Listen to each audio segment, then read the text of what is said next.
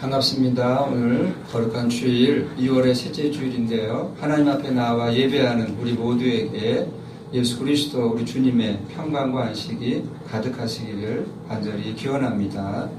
아멘. 우리 인류 역사에서 가장 오래된 질문 중에 하나가 이것이 아닐까요? 지금 당신은 행복하십니까? 우리도 이런 질문을 받아본 적이 있을 것입니다. 다른 사람이나 또 책에서 그런 질문을 받기도 했겠지요. 또 우리 자신의 내면에서 그런 질문이 나오기도 합니다. 모두가 행복하게 살고 싶습니다. 그런데 이게 행복하게 사는 것이 말처럼 쉽지가 않아요.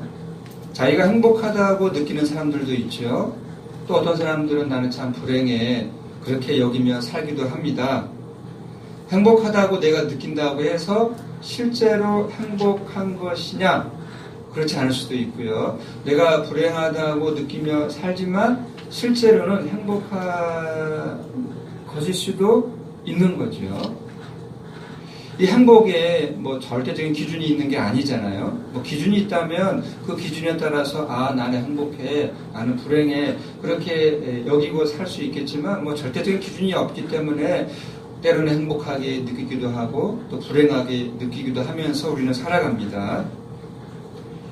똑같은 조건인데도 어떤 사람은 행복으로 느끼며 살아요. 똑같은 삶의 조건인데도 불구하고 어떤 사람은 나는 참 불행해 그렇게 느끼며 살아갑니다. 목사에게는 이런 질문이 가능하겠죠. 당신은 목회를 통해서 행복을 경험하고 또 그렇게 살고 있습니까? 일반 사람들이나 목사나 마찬가지입니다. 행복에 대한 생각이 왜곡될 수 있습니다. 행복에 대한 생각을 잘못 가질 수가 있다는 거예요. 상투적인 행복의 조건에 예속되면은 이 행복이 무엇인지를 알지 못하고 우리가 살아갈 수가 있어요. 예수님도 소위 행복론에 대해서 말씀하신 적이 있습니다.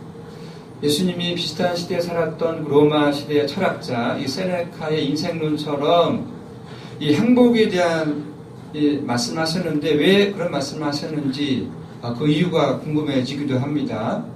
그 유명한 팔복이 그것이죠.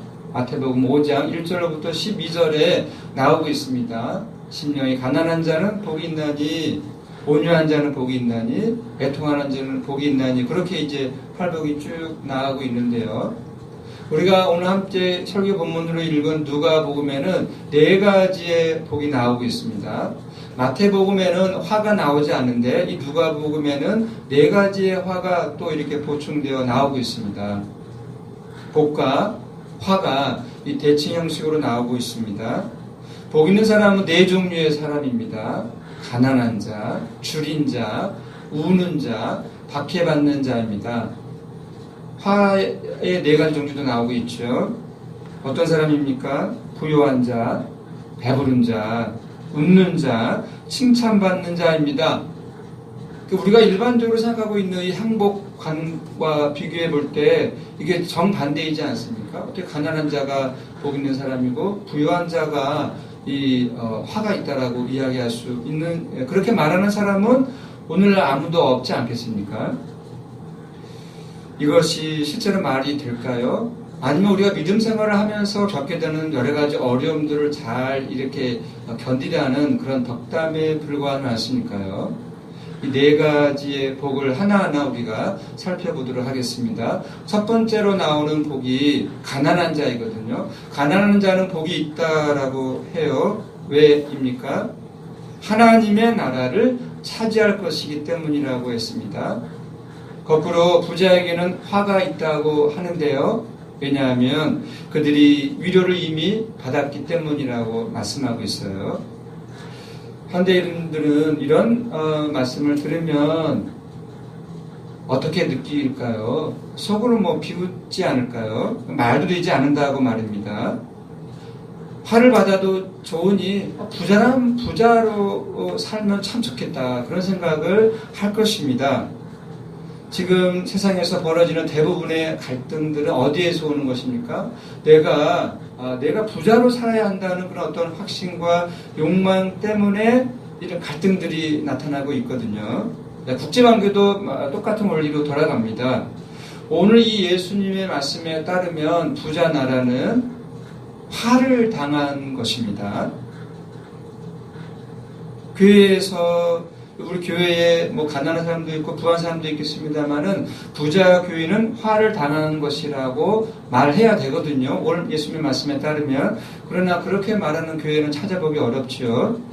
이 자본주의 이데올로기가 성경의 말씀을, 예수님의 말씀을 무력화시키는 그런 상황을 우리는 오늘 보고 있는 거예요. 물론 가난 자체가 복은 아닙니다. 가난은 우리의 삶을, 우리의 일상을 파괴하기 때문에 우리는 가난에 저항해야 하죠. 가난과 하나님의 나라, 이 관계를 우리가 바르게 이해하고 알아야 합니다. 가난은, 성경이 말하는 가난은 부를 의지하지 않도록 만들어줍니다. 가난은 하나님의 도움을 기대하도록 만들어줍니다. 이런 말을 들으면 말도 되지 않는다라고 생각할 수도 있겠는데요. 가난하면 더 돈에 매달리게 되는 것 아닌가. 이게 자본주의 사회에서 살아가는 우리의 모습입니다. 가난하면은요, 더 돈에 매달리게 되잖아요. 자본주의의 속성이라는 사실을 우리는 분명히 알고 있습니다.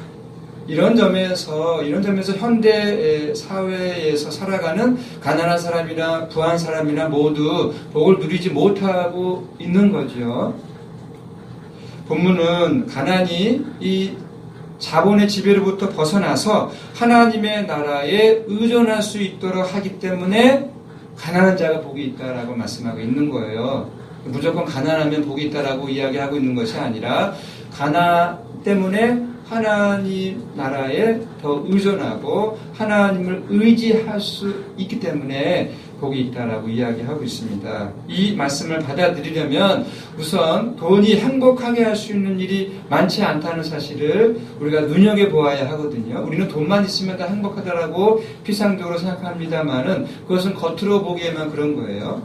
돈은 좋은 집, 또 자동차, 또 자녀 교육을 함에 있어서 또 취미 생활을 함에 있어서 필요한 거죠. 돈은 우리의 일상을, 우리의 삶을 총체적으로 지배하고 있습니다. 돈이 있으면 좋겠죠. 그러나 돈이 있다고 해서, 돈이 있어서 윤택한 삶을 살아간다고 해서 그것 자체가 우리를 행복하게 해주는 것은 아닙니다. 그것은 다 지나가는 것입니다. 이런 사실을 실감하도록 제가 이 목회의 사역을 예로 들어서 설명해 보겠습니다. 우리 교회는 참 가난하죠. 예배당도 없고 빌린 예배당 공간도 참 넉넉하지 않습니다. 부자 교회에 비교하면 부족한 것이 참 불편한 것이 너무나 많지요. 한두 가지가 아닙니다. 그렇다고 해서 우리가 신앙생활을 함에 있어서 우리는 정말 불행하게 신앙생활을 하고 있어 라고 생각하지 않지요. 오히려 그 어떤 교회의 교인들보다도 행복하다, 그런 신앙생활을 하고 있다라고 생각을 합니다. 저만 그렇게 생각을 하고 있는 것인가요? 이것은 자기 합리화가 아니라 신앙생활에서 무엇이 본질이고 무엇이 본질이 아닌지를 알기 때문입니다. 이 예배당을 확보하고 구하는 것이 신앙생활에서 절대적인 것이라면 우리는 이 교회의 모든 에너지를 어디에 기울여야 되겠어요? 예배당을 사고 구입하는 일에 모든 에너지를 다 쏟아야 되겠죠. 그러나 그것이 본질이 아니기 때문에 이렇게 빌려서 할 수도 있는 거고 그런 겁니다. 예배당은 우리 신앙생활에서 본질이 아니다라고 하는 거예요. 우리의 인생 살이가 마찬가지입니다. 무엇이 삶의 본질이고 무엇이 삶의 본질이 아닌지를 아는 것이 중요하거든요. 그것을 아는 게 중요한데 그것을 분간하기가 쉽지 않죠. 부유한 자는 이미 위로를 받았다는 이 말씀이 정말 우리의 전곡을 찌르는 말씀입니다. 부자는요, 돈이 주는 위로를 이미 받은 사람이에요. 살아가면서 필요한 이것저것 어떤 삶의 편리한 편리들을 돈이 있으면 정말 이것저것 필요한 것들을 다 돈을 통해서 해결할 수 있기 때문에 이미 위로를 받은 사람이에요. 편의를 맛보았습니다. 그런 위로에 적응이 된 사람은 어떨까요? 더 이상 다른 위로를 기대하지 않습니다. 돈이 주는 위로에 길들여지게 되면 성경이 말하는, 예수님이 말하는 하나님의 위로를 더 이상 기대하지 않습니다. 사는 동안에는 돈이 주는 위로를 이거 적당하게 받으며 살면 되는 것이고, 죽으면 천국에 가는 위로를 받을 수 있다라고 우리가 생각할 수 있지만 이것이 잘 안 되는 거예요. 이미 돈의 위로에 길들여진 사람은 하나님의 위로를 기대하지 않습니다. 겉으로는 하나님의 위로를 기대하는 것처럼 흉내를 낼 뿐이지 실제로는 기대하지 않습니다. 하나님, 이게 돈의 위로와 하나님의 위로는 같이 갈 수가 없는 거예요. 그래서 예수님도 그런 말씀 하셨잖아요. 하나님과 재물을 동시에 섬길 수 없다. 그렇게 말씀하셨어요. 돈의 위로에 길들여진 개인이나 사회는 불행합니다. 그게 삶의 수단에 불과한 것을 절대화함으로써 삶의 본질을 놓치기 때문입니다. 이런 사실을 뚫어본 사람들 중에 어떤 사람들은 그래서 자발적 가난을 선택합니다. 그 대표적인 사람들이 수도사들이죠. 수도사들. 모든 것들을 다 이렇게 내려놓거나 포기하고 또 공동체에 들어가서 삶을 살아갑니다. 우리가 수도사들처럼 살아갈 수는 없지만 수도사들의 영성만큼은 우리가 놓치지 않아야 되는 거죠. 그것이 행복한 삶이기 때문입니다. 이것이 참 억지로 되지는 않아요. 특히 이 자본이 신처럼 숭배받고 있는 이런 사회에서는 꿈도 꾸기가 어렵습니다. 꿈도 꾸지 못하는 이런 사회에서 우리가 살아가고 있다는 것을 감안한다면 참 우리는 불행한 시대에서, 사회에서, 그런 시대 정치 속에서 우리가 살아가고 있는 겁니다. 두 번째, 복 있는 사람은 줄인 자입니다. 줄인 자. 굶주림도 가난하기 때문에 겪게 되는 어려움이죠. 가난한 자에게 임하는 복은 줄인 자에게도 임합니다. 줄인 자가 배부름을 얻을 것이다 라고 말씀하고 있어요. 그리고 지금 배부른 자는 굶주리게 될 것이다 라고 이야기하고 있습니다. 저는 이 시간 이 말씀을, 이렇게 줄인 자는 복이 있다라고 하는 이 말씀을 신학적으로 말씀드리기 전에 실제 삶의 경험에 근거해서 설명해 보도록 하겠습니다. 밥을 우리가 충분하게 먹지 못하면 배고프지요. 배고픈 것은 참 참기가 어렵습니다. 특별히 남자분들이 이 배고픔을 참기 어려워하는데 저도 마찬가지입니다. 역설적으로요, 이 배고프다는 사실을 알지 못하면 배부름이 어떤 것인지도 알지 못합니다. 그죠? 그래서 이게 행복이 무엇인지를 알지 못하면, 불행이 무엇인지를 알지 못하면 행복이 무엇인지도 알지 못하는 것과 마찬가지입니다. 우리가 이 밥맛을 절실하게 느끼려면 가장 좋은 길이 있습니다. 굶으면 됩니다. 굶으면 정말 굶은 상태에서는 그 어떤 것을 먹어도 맛이 있잖아요. 요즘 텔레비전에서 많이 나오는 프로그램 중에 하나가 먹방 프로그램입니다. 이 먹고 싶다라고 하는 이게 인간의 욕망을 자극하는 프로그램이죠. 개인 유튜브 방송만이 아니라 이 지상파 방송에서도 참 이 먹방 프로그램이 참 많이 나옵니다. 이게 채널을 이렇게 돌리다 보면 그런 프로그램들이 참 많이 나오는 것을 요즘 그렇게 많이 생겨나는데, 먹는 행위가 일종의 연애 오락으로 떨어지는 현상인데요. 로마 시대 귀족들은 이 향연을 열고 이 산의 진미를 준비하고 마음껏 먹었다고 합니다. 더 이상 먹을 수 없는 지경이 되면 어떻게 합니까? 이 옆방에 가서 그동안 먹은 것을 다 토해내고 다시 돌아와서 먹었다라고 해요. 모든 귀족들이 그렇게 살아갈 리는 없겠습니다만은, 이런 식으로, 이런 식의 어떤 방법을 통해서는 이 어떤 굶주림을 해결할 수가 없겠죠. 그러니까 이게 더 먹고 싶다라고 하는 자극만 이렇게 더 일으킬 뿐이지, 이게 참된 의미에서 이게 어떤 배부름을 경험하지는 못합니다. 더 먹고 싶다라고 하는 이런 자극들, 이게 굶주림의 상태인데, 본문이 말하는, 우리 성경이 오늘 본문이 말하는 이 줄인 자는 실제로 먹지 못하는 사람만을 가리키는 것이 아니라 더 나아가서 하나님을 통해서 주어지는 영혼의 갈증을 이 굶주린 사람처럼 갈망하는 사람을 가리킵니다. 줄인 자가 복이 있다라고 할 때 단순히 어떤 음식을 먹지 못해서 그런 사람이 복이 있다라고 하는 것이 아니라 하나님으로부터 주어지는 영혼의 만족을 정말 갈망하고 기다리는 그런 사람이 줄인 자라고 오늘 이야기하고 있는 거예요. 그 어떤 것으로도 해결되지 않는 것이 영혼의 갈증이거든요. 누구나가 다 영혼의 갈증을 느끼며 살아가고 있습니다. 그 어떤 것으로도 해결되지 않는 영혼의 갈증, 사람에 따라서 이것을 대수롭지 않게 여기는 사람이 있고 정말 이 영혼의 갈증을 진지하게 여기며 살아가는 사람이 있습니다. 대수롭지 않게 여기며 살아가는 사람들은 어떻게 살아갑니까? 부지런하게는 살아갑니다. 늘 부지런하게 살아가면서 뭔가를 생산하고 성취하고 재미있는 것을 찾아다니죠. 일상에 매몰되는 것으로 영혼의 갈증을 외면합니다. 인생이 잘 풀릴 수도 있는 거예요. 사업이 잘 될 수도 있는 거고요. 스스로 나는 참 행복해, 배부르다라고 여기며 살아갈 수도 있습니다만은 이것은 헛된, 헛배가 부른 것에 불과합니다.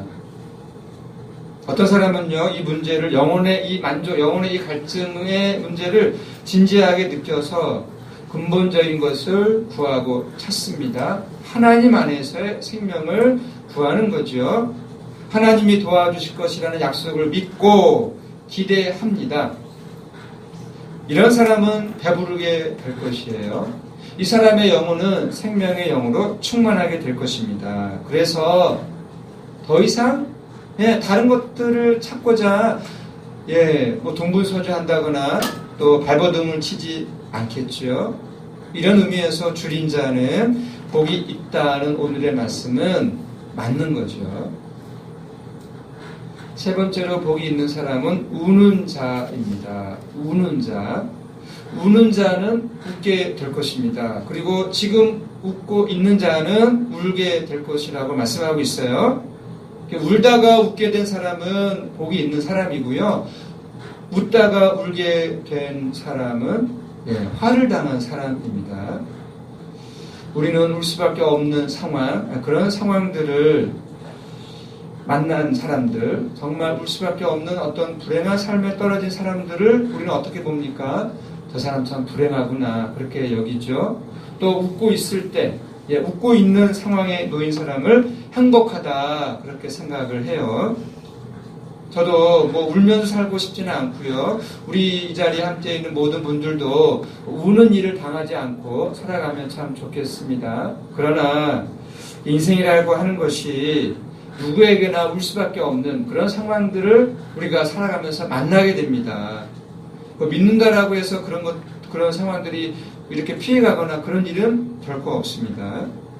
자기가 당하지 않는다고 해도 가족들 중에 그런 일을 당하기도 하고 우리 이웃들 중에 그런 일을 당한다면 본인이 당하는 것이나 다름이 없습니다. 문제는 울 수밖에 없는 그런 상황에 계속 머물지 않고 벗어나는 순간을 실제로 희망할 수 있느냐, 거기에 달려 있는데요. 어떤 예를 들면 좋을까요? 가족이 먼저 세상을 뜰 수도 있습니다. 그리고 사업이 망할 수도 있는 거예요. 또 실직할 수도 있는 거고요. 또 남녀간의 실현을 당하면 울기도 합니다. 울만한 일이죠. 억울한 일을 당해도 또 정말 억울한 일을 당해도 눈물이 나오기도 합니다. 가장 우리의 마음을 아프게 하는 것은 자식을 먼저 가슴에 묻어야 되는 참척의 고통이죠. 나락으로 떨어진다라고 할 수 있습니다. 이런 상황에서 우리는 울지요. 울다가 지치고 또 정신이 다시 들면 울게 됩니다.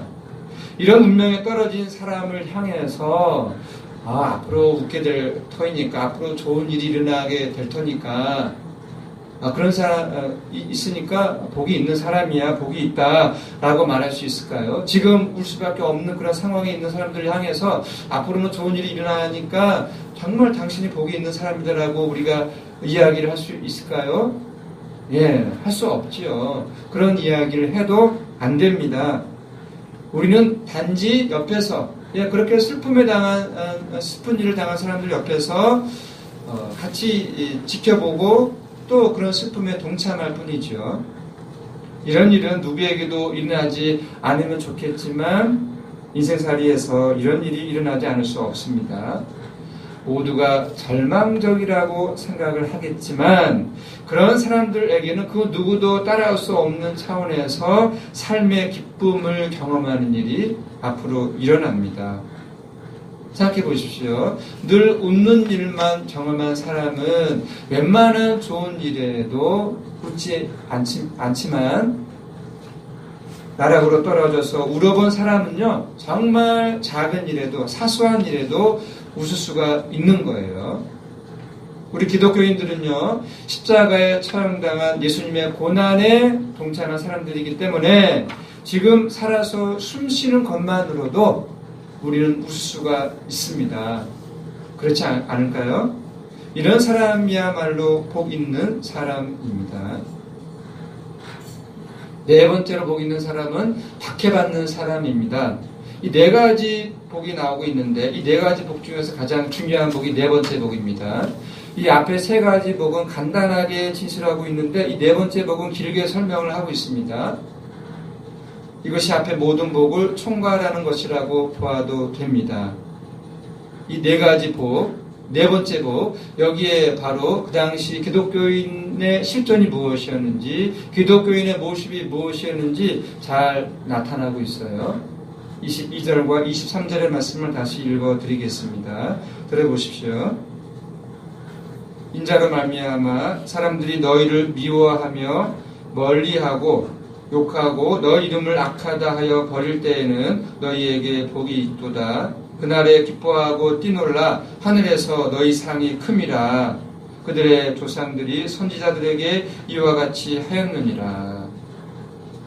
성경에는 이 복이라는 단어가 나오는데 오늘 복이라는 단어가 많이 나오죠. 이 복은 구원과 같은 개념이에요. 복이 있다고 하는 것은 구원을 받았다라고 하는 말과 똑같은 이야기인데 오늘 22절과 23절 말씀에 기독교인의 모습이 그 당시 기독교인의 모습이 어떤 것이었는지 잘 나타나고 있습니다. 사람들이요. 세상 사람들이 기독교인들, 믿는 사람들을 미워하고 또 멀리하고 욕하고 악하다, 저주하고 버린다고 했습니다. 일종의 왕따를 당하는 것이죠. 예수님이 당한 운명과 비슷합니다. 이런 운명에 떨어지면 누구나가 다 절망합니다. 버림을 받는데 또 미움을 받는데 이게 저주를 받는데 누가 좋아하겠습니까? 다 절망할 수밖에 없는데 그런데 본문은 오히려 그런 사람들에게 복이 있을 것이다 라고 이야기하고 있습니다. 이유는 이런 운명이 구약의 선지자들에게 임한 것이기 때문이라고 이야기하고 있어요.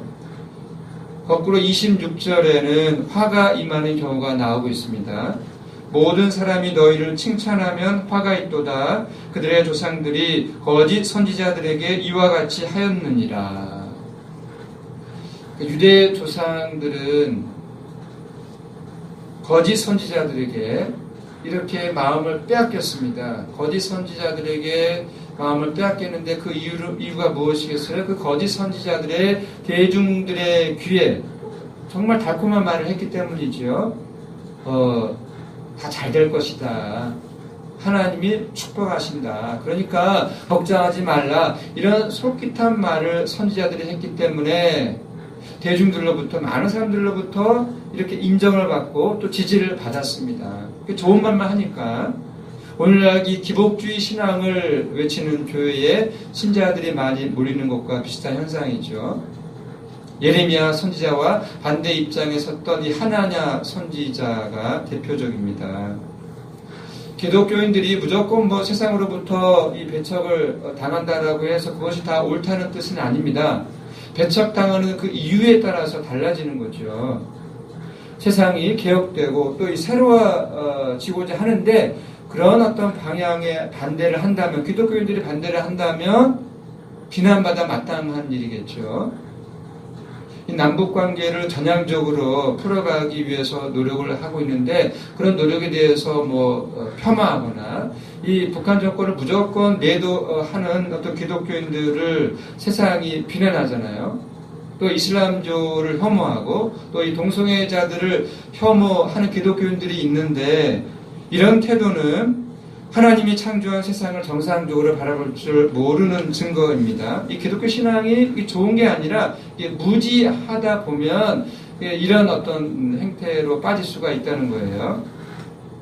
이런 일들로 무시당하는 것은 오늘 본문이 말하는 복이 있는 사람, 그것을 가리키는 것이 아닙니다. 초기 기독교인들이 박해를 받았어요. 어려움을 당했어요. 그 이유는 어디에 연결됩니까? 예수님이 당한 운명과 직결됩니다. 예수님이 십자가에 처형당한 이유는요, 기존의 이 종교 절대 권력과 정치 절대 권력에 저항했기 때문에 그렇습니다. 당시 유대교는 오랫동안 내려온 이 율법 전통을 절대화했기 때문에 인간의 삶을 훼손하는 경우가 참 많았어요. 그래서 예수님이 사역을 하시면서 종종 그런 말씀을 하셨잖아요. 이 안식일이 사람을 위해서 있는 것이지 안식일을 위해서 사람이 있는 게 아니거든요. 그런데 이 바리새파 사람들 또 이 유대 종교인들은 이 율법 전통, 그러니까 사람을 우선시하는 게 아니라 어떤 전통과 법을 우선시했기 때문에 인간의 삶이 이렇게 나락으로 떨어지는 경우가 많이 있었다는 거예요.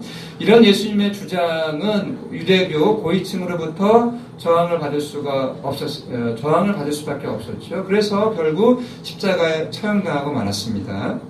제자들은요, 예수님의 제자들은 로마 황제 숭배를 거부했기 때문에 로마 제국으로부터 박해를 받았습니다. 그래서 이 로마 인근의 지하묘지인 카타콤에 숨어서 신앙생활을 하기도 했어요. 예수님 때문에 박해를 받는 사람들을 향해서 오늘 본문은 기뻐하고 뛰놀라라고 격려하고 있습니다. 왜냐하면 하늘에서 상이 크기 때문입니다. 선지자들에게 해당되는 이 하늘의 상은 나중에 받는 것이 아니라 이미 여기에서 은폐 방식으로 받게 되는 거예요. 예수님의 복음을 위해서 박해를 받은 사람은 이미 여기서 기뻐하고 뛰놀 정도로 큰 상을 받았습니다. 선지자의 영성으로 삶을 받아들이는 사람이라고 한다면 이 상이 무엇인지를 알 것입니다. 세상의 칭찬을 멀리하고 하나님의 칭찬에 귀를 기울이는 사람이기 때문에 오늘 이 예수님 때문에 박해를 받는 사람은 하나님이 천국 가서 받는 상이 아니라 이 땅에서 우리가 살아갈 때에 이미 상을 받고 있기 때문에 기뻐하고 뛰놀라라고 이야기하고 있어요. 세상의 칭찬을 우리가 받으면 받을수록 그게 좋은 게 아닙니다. 우리 영혼을 오히려 위축시킵니다. 하나님의 칭찬만이 우리를 살리는 거예요. 우리 역시 죽을 몸이지만 부활을 희망하는 사람으로 우리가 지금 이렇게 살아가고 있잖아요. 부활을 희망하면서 하나님을 믿고 예수 그리스도 안에서 성령의 인도함 속에서 살아가고 있다는 이것 자체가 이미 큰 상이 아닐까요? 바라기는 우리 모두 오늘 예수님께서 말씀하시는 이 가난한 자, 우는 자, 줄인 자, 박해받는 자의 복을 오늘 이 땅에서 지금 여기에서 받아 누리며 살아가시기를 간절히 바랍니다. 아멘. 기도하겠습니다. 생명의 하나님, 우리는 무엇이 복이며 무엇이 화인지를 분간하지 못할 때가 많습니다. 세상이 강요하는 것들만을 맹목적으로 추구하는 삶에 길들여졌기 때문입니다. 가난한 사람이 하나님 나라를 차지한다는 예수님의 파격적인 말씀을 마음에 품고 살고 싶습니다. 우리를 붙들어 주시옵소서. 예수 그리스도의 이름으로 기도드립니다. 아멘.